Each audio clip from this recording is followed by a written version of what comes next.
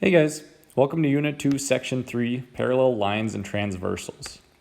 Okay, so by this point, hopefully you have already seen this in class. I probably did this with you in person, but if not, we're just going to go through the review really quick. So identify the angle pairs, angles 5 and 7.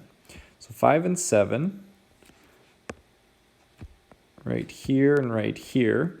Now those are corresponding. And if you just want to pause and attempt these, give yourself a little test, that's fine. Angles 3 and 6.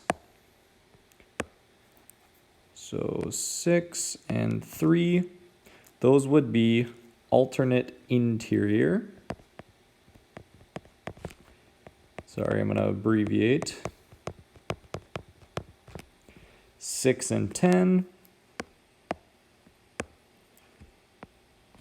Those are on the same side of this transversal right here.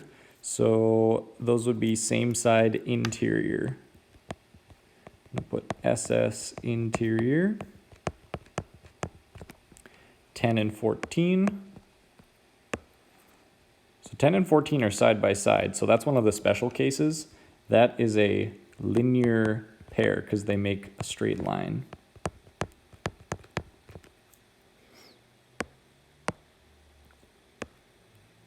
Angles 1 and 8, 1 and 8, those are on opposite sides and they're on the outside, so they are alternate exterior. Angles 3 and 15, here's 3, here's 15. Those are on the same side of this transversal right here.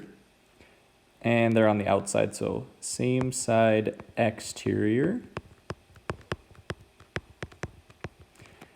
And then the last one, angles 4 and 7. Another special case because they're part of the same grouping, but they're across from each other, so those are vertical angles.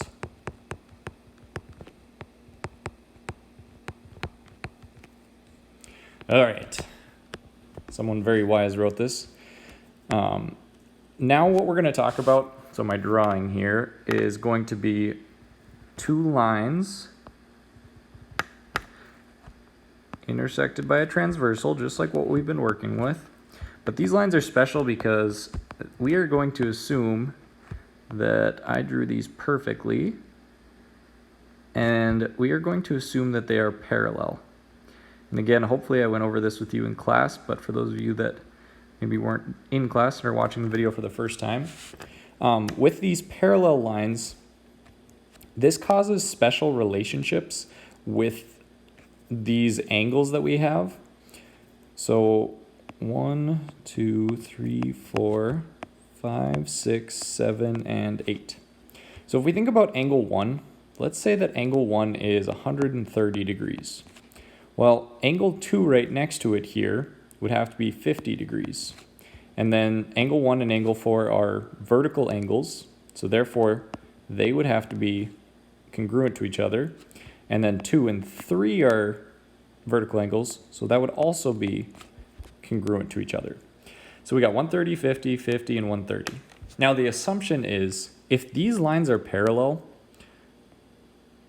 this angle here, along with angle 1, 1 and 5 are actually going to be the exact same angle, 130. And if these are the same, then that's going to ultimately lead to, well, 5 and 6 are supplementary, so we get another 50 here. 5 and 8 are vertical angles, so we get another 130. And then 7 and 6 are vertical, so we get another 50.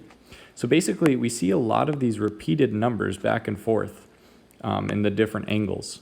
And what happens is, if we're assuming that 1 and 5 are the same because they're corresponding, because we have parallel lines, so this transversal would intersect them at the same angle, we see a bunch of different relationships that are formed, both supplementary and complementary, or supplementary and congruent, okay?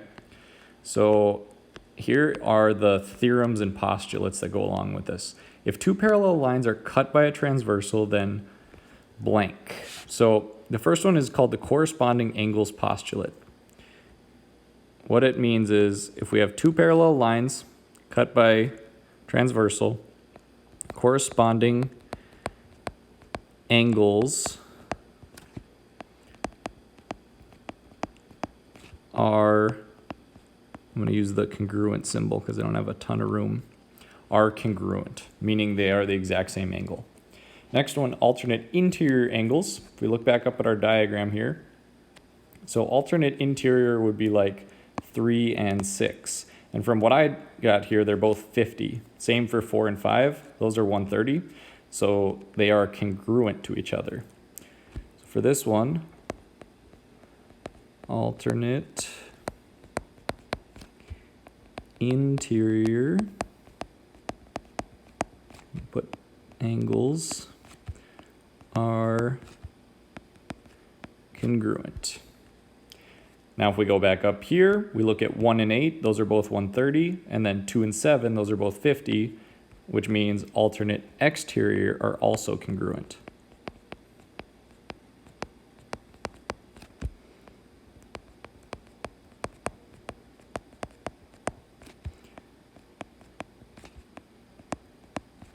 All right, so we got 3 sets of congruence relationships.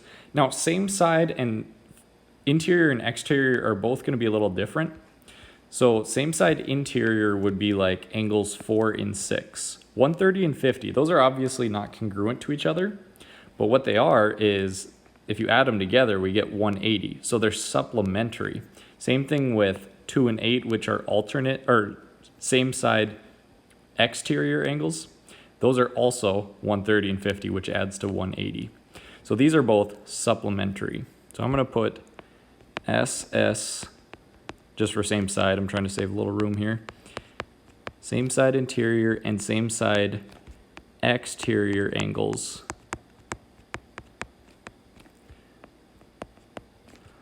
are supplementary.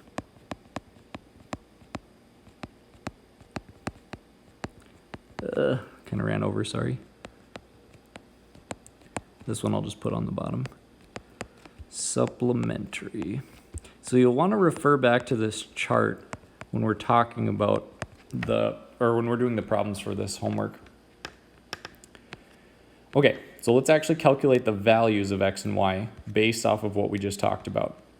So we can't solve for x and y at the same time, but we do recognize that we have an x in this angle and an x in this angle. If you remember, the relationship between these two is that they're alternate exterior angles, and alternate exterior angles, if we go back up to our chart, which is this one right here, they are congruent. Congruent means equal to each other, so 6x minus 28 has to equal 4x plus 2. So let's go ahead and solve for x. I'm going to subtract 4x. I'm going to add 28 to both sides. So this goes away. Now I get 2x equals, this goes away, 30. Then I divide by 2. I get x equals 15. So we got one variable out of the way. So this is 15, which means I need to plug it back in. So if I take 6 times 15, and then minus 28. So 6 times 15 is 90. 90 minus 28 is going to give us 52, I believe. Yes. Hold on. Or am I wrong here? 62? 62. Sorry, I'm recording this. I'm tired. 90 minus 28 is 62. So this angle, 62, with this one here, those form a linear pair. So if they form a linear pair, then we know that they have to add up to be 180. We also know that this angle and this angle are same side exterior, which means they're supplementary. So that's just another reason they should add up to 180. So 3y minus 8 plus 62 has to equal 180. 3y and then negative 8 plus 62 is going to give us positive 54. Then we're going to subtract 54. We get 3y equals 126 divided by 3. 126 divided by 3 is 42. So we get y equals 42. So that's how we use those relationships to solve for x and y. Okay, now there's another piece that's a little bit out of order, but it's just because of the year. We typically would learn this in a different lesson, but here it is. Parallel lines and skew lines. So we've heard of parallel lines, but something I didn't go into specific details was the fact that parallel lines have to be coplanar, which means they fall on the same plane. So two coplanar lines that do not intersect. Skew lines are different because they're two lines that do not intersect and are not in the same plane. So if they're not in the same plane, they don't have a relationship of like intersection or being parallel. They are what we call skew. Because if you can see from that diagram, if they were on the same plane, those two lines look like they would intersect, but one's kind of floating above another. Okay? So here's our diagram that we can kind of imagine this with. AF and blank are skew lines. So here's AF. We're going to assume, right, it says AF as a line segment, but we're going to assume that these would extend forever and ever. AF, and there's a bunch of different answers that we could say for this one. Basically, we just have to pick a segment or line that doesn't connect to the same plane as AF. So AF is part of this top plane right here, and then it's also a part of this plane right here. So basically, we just need to find a line that doesn't connect to either of those planes. The easiest one to pick would probably be this one right here. Line CD doesn't have anything going on with either of those planes that we just talked about. So CD might be the most obvious pick, but there are actually 4 other answers that would work for that one. We could have picked HD. That's not a part of the same plane. BC, not a part of the same plane. We could have also picked ED and GC. So there's 5 different answers in total. FH and blank are parallel lines. So FH is this one right here. So to be parallel, they have to be on the same plane. So FH is a part of 2 planes. It's a part of the ABFH plane and then the FHED plane. So either we could pick AB would be parallel because that's on the same plane, this top part right here, or we could say ED, which is on this front plane right here. So either of those answers would be acceptable. Now it says DH and CD are blank lines.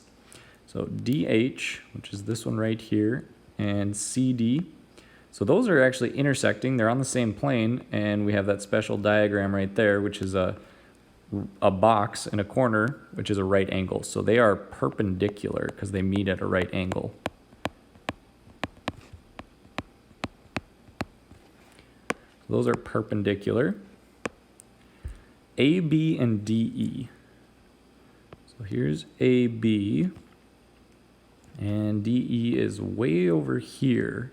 So AB and DE are on 2 different planes. They don't have any sort of connection, so those would actually be skew. They're not parallel. I know they're not touching, but they're not on the same plane, so we can't consider them parallel. Now, FH and BC. FH is this one right here, and BC is this one right here. So FH and BC, that is another set of skew lines. Those are not going to be parallel because they're on 2 different sets of planes. Name 3 lines that are skew to GC. GC, where's GC? Okay, GC's in the back here. So one of the more obvious ones would probably be FH. Then we could do HD. And then we could also do FE, way off here. Not connected at all, not going to intersect because they're on two different planes. Okay, I'm going to cut it there because this is kind of a long video. Let me know if you have any questions.